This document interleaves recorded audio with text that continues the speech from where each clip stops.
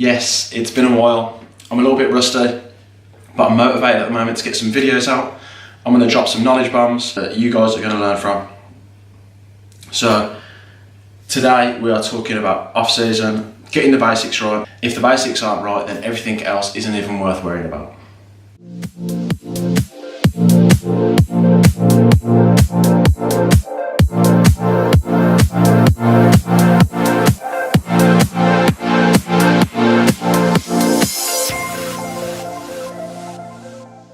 I'll give you a little update about me at some point, but we're not talking, this isn't about me today. If you see me keep looking down there, it's because I've wrote some notes down because I don't want to miss anything. So basically I want to talk about the basics of what you're going to be doing in your off season. I really want everybody, well, it's going to sound a little bit contradicting what I'm going to be saying, but I'm going to explain why. So with off season, the only time you're making any progress whatsoever, apart from learning, is when you're in an off season. The only thing you get from cutting is experience and learning, because you're not making any progress to your body. Basically, when you're dieting, you're just learning how to be really good at dieting. When you're in a calorie surplus and you're gaining, that's when you're bodybuilding. And bodybuilding, saying, oh, I'm a bodybuilder or I do bodybuilding, it's just words, so don't worry about that. Because just because you want to go down the gym and just gain a little bit of muscle, what you're doing is still bodybuilding. So when I talk about bodybuilding, that's what I mean.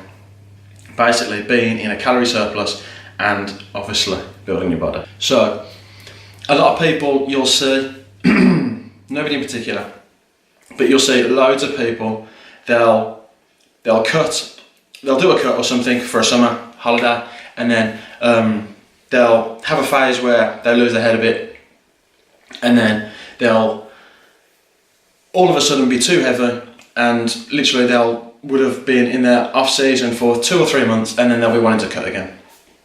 And then they'll spend 3 or 4 months in a cut. So basically, if you think about it, the ratio of cut and bulk is both 4 months, or both you're bulking for 6 months in a year and gaining for 6 months in a year.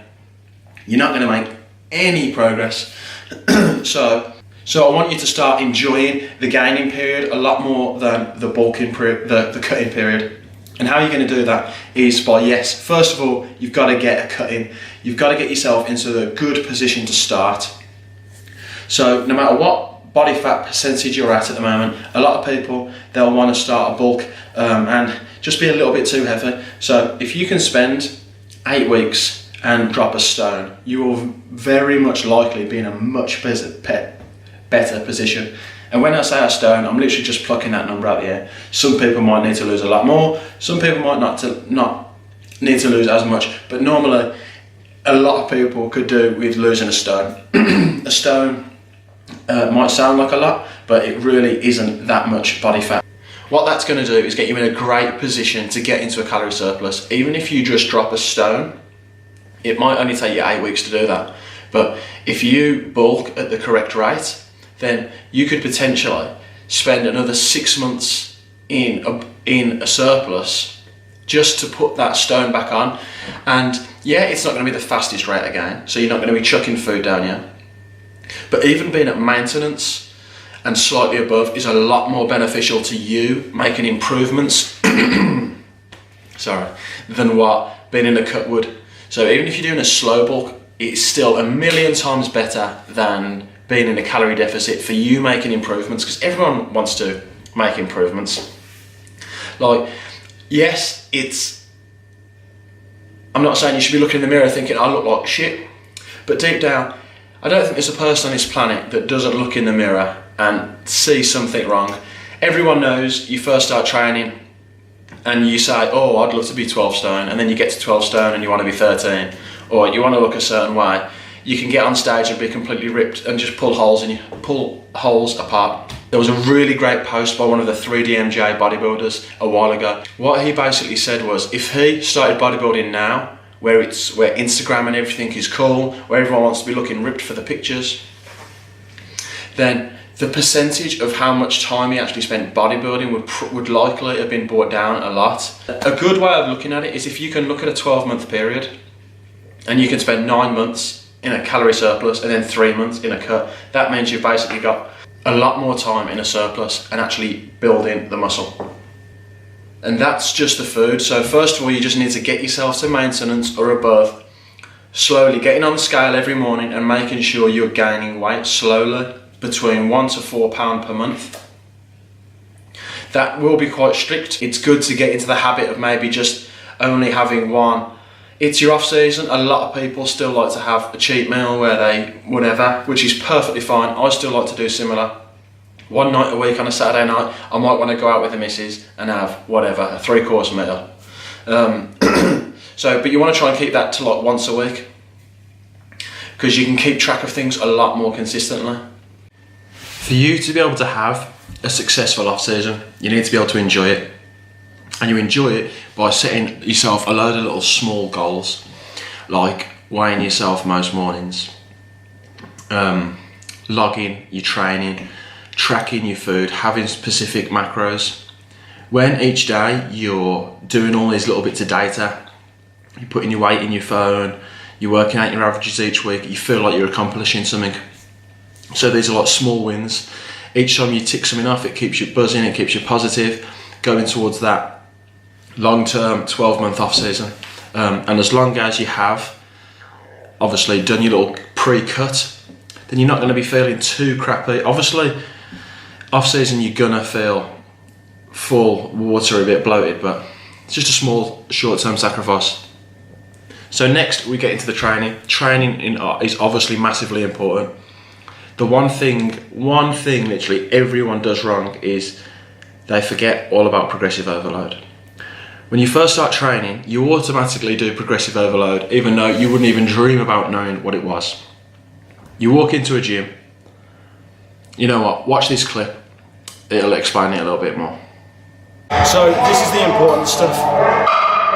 We're here training legs with Joe. I'm not going to show you the whole session today, because if you're not doing the basics, then the rest of the stuff isn't important. How many times I've done it myself where you can go a whole 12 months with training and you see no progress, and in January let's just say you're doing a hack squat, you're doing 2 plates, and then a year later, even coming in and smashing hard sessions, guess what, you're still doing the exact same way after 12 months.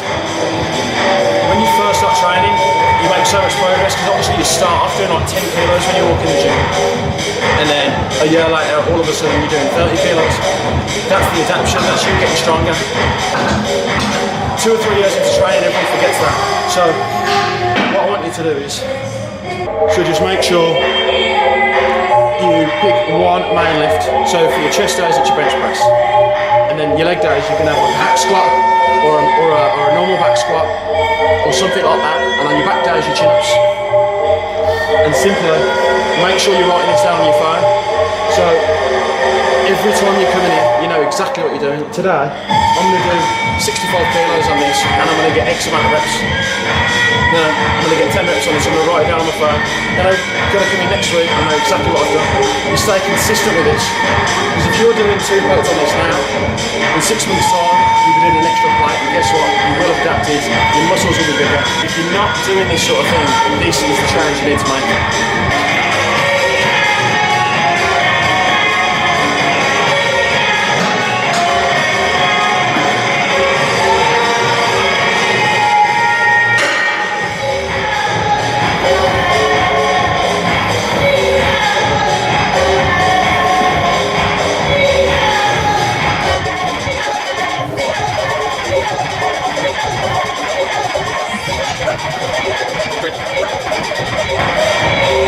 Go on. Up. Go on.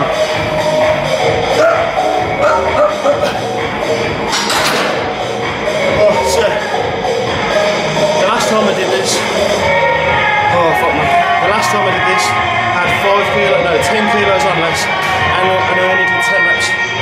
So simply because I know that, I've already made progress. This is exactly what I'm having at the moment for post-workout. I'm super consistent with it, so this is what I've been having. I'm on training days, I'm on 425 grams of carbs at the moment. So in here, we have 100 gram of Choco Hoops, 100 gram of boulders. I have 37 gram of whey in my shake with the ice, some xanthan gum, and a bit of almond, unsweetened almond milk. Okay, so I know I talk a lot of shit. I know I ramble on, but there's a few take homes I want to make sure everyone gets from this. So, you need to get yourself into a really good position by losing body fat to start your off season. You want to make sure you've got a long ass off season. Make sure the ratio of off season to cutting is a lot bigger, because that's when you're going to be building muscle, i.e. doing the bodybuilding. Third, I need to make sure you're setting goals in the weight room to make sure you're utilising progressive overload, getting stronger, which will make you get bigger and more muscles. 3, 4, I can't even remember what number 1 was, but make sure you're enjoying your off season. Set yourself goals, make sure you're tracking things, make sure you're writing things down, make sure you're enjoying yourself. It is good to be strict when you're in your off season because it keeps you focused. So, a few little take-home messages done, sorted. And to keep this video nice and short, I'm just going to leave it there. I've got a few ideas on my phone of what I'm going to do videos about. So, hold tight for the next ones.